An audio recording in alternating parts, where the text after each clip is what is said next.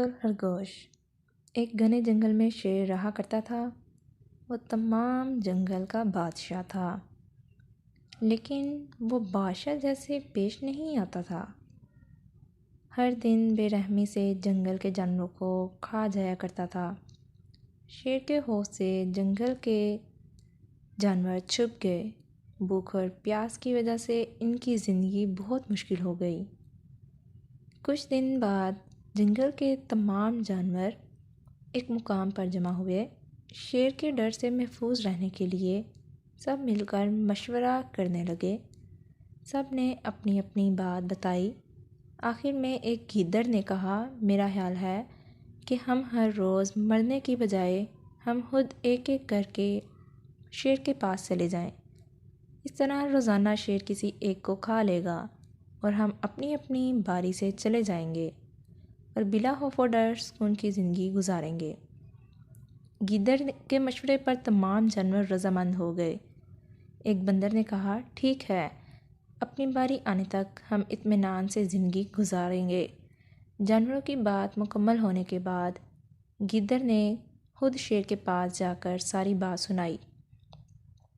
شیر نے ساری بات سن کر کہا کہ میں بادشاہ ہوں، اس لیے تم سب کی بات مان رہا ہوں۔ اب میری بات غور سے سن لو۔ اگر کسی بھی دن جانور ملنے میں تاخیر ہو جائے تو میں خاموش نہیں بیٹھوں گا اور دوبارہ تم سب پر حملہ کرنے لگوں گا۔ شیر کی بات سن کر گیدڑ نے حامی بھر لی اور وہاں سے چلا گیا۔ اس دن کے بعد ایک ایک جانور بلا ناغہ اپنی باری کے مطابق شیر کے پاس جانے لگے اور شیر سکون سے اپنے پاس آنے والے جانوروں کو مار کر اپنی بھوک مٹانے لگا۔ یہ معاملہ ایسے ہی چل رہا تھا اور ایک دن شیر کے پاس جانے کی باری خرگوش کی آئی۔ خرگوش بہت ہی ہوشیار تھا۔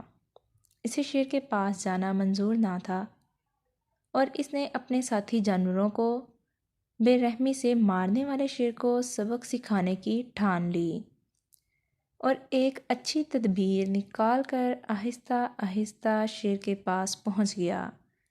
تاخیر ہو جانے سے شیر بہت غصے میں تھا اور خرگوش کو دیکھ کر کہنے لگا، میں نے تم سب کو پہلے ہی کہہ دیا تھا کہ تاخیر ہو جانے پر میں خاموش نہیں بیٹھوں گا، اس لیے میں جنگل جا کر من چاہے جانور کو کھا جاؤں گا۔ یہ سن کر خرگوش نے شیر سے کہا، معاف کر دیجیے بادشاہ سلامت، غلطی ہو گئی، لیکن اس کا ایک سبب ہے، آپ سنیے اور اس کے بعد آپ مجھے مار کر سکون سے کھا جائیں۔ وہ کیا بات ہے؟ جلدی بتاؤ، خرگوش بولا۔ بادشاہ سلامت، میں جب آپ کے پاس آ رہا تھا تو راستے میں مجھے ایک شیر مل گیا اور مجھے مارنے کے لیے آگے بڑھنے لگا۔ میں نے آپ کی بہادری کی بات اس شیر کے سامنے رکھی، لیکن وہ شیر آپ کے بارے میں بہت برا بھلا کہنے لگا۔ یہ سن کر میں نے کہا کہ تم ہمارے جنگل کے نہیں ہو، ہمارے بادشاہ کے بارے میں الٹی سیدھی باتیں نہ کہو۔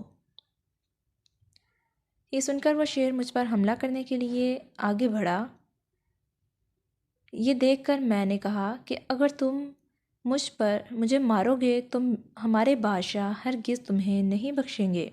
تب اس شیر نے کہا، تمہارا بادشاہ میرا کیا کرے گا؟ میں نے کہا، میں نے کئی ہاتھیوں کو اپنے پنجے سے مار گرایا ہے، تمہارا بادشاہ ہو یا کوئی اور، میرے ہاتھوں سے نہیں بچ سکتا اور میرے سامنے کوئی ٹک نہیں سکتا، میں اسے ختم کروں گا۔ یہ سب بدتمیزی کرنے لگا۔ میں نے اس شیر سے کہا کہ تم ہمارے بادشاہ سے آ کر بات کرو، لیکن اس نے کہا کہ میں کیوں آؤں؟ اگر تمہارے بادشاہ میں دم ہے تو اسے میرے پاس بھیجو، بادشاہ سلامت، اس لیے مجھے آنے میں تاخیر ہوئی ہے۔ یہ سن کر شیر غصے سے کہنے لگا، میں جا کر اسے ختم کر دوں گا۔ خرگوش شیر کو لے کر ایک کنویں کے پاس چلا گیا۔ پھر خرگوش نے بادشاہ کو کہا اس کے اندر دیکھیے، وہ اس کے اندر آپ کا بے صبری سے انتظار کر رہا ہے، آپ اسے اچھا سبق سکھائیے۔ شیر غصے سے کنویں میں جھانکنے لگا اور زور سے دھاڑنے لگا۔ دوسری جانب سے بھی شیر دھاڑتے ہوئے نظر آنے لگا۔ خرگوش بولا، دیکھیے وہ کس طرح آپ کو غصہ دکھا رہا ہے۔ یہ کہہ کر وہ شیر کو جوش دلانے لگا۔ شیر نے بغیر کچھ سوچے سمجھے کنویں میں چھلانگ لگا دی۔ کنویں میں کوئی نہیں تھا۔ شیر ہاتھ پاؤں مارتے کنویں میں ڈوب گیا۔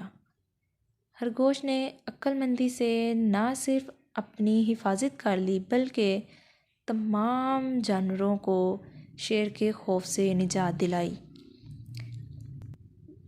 سبق: عقل کا استعمال کرتے ہوئے ہمیں اپنی حفاظت کرنی چاہیے۔ بازوؤں کے زور سے دماغ کی طاقت زیادہ ہوتی ہے، اس لیے کہا جاتا ہے عقل بڑی کہ بھینس۔ شکریہ۔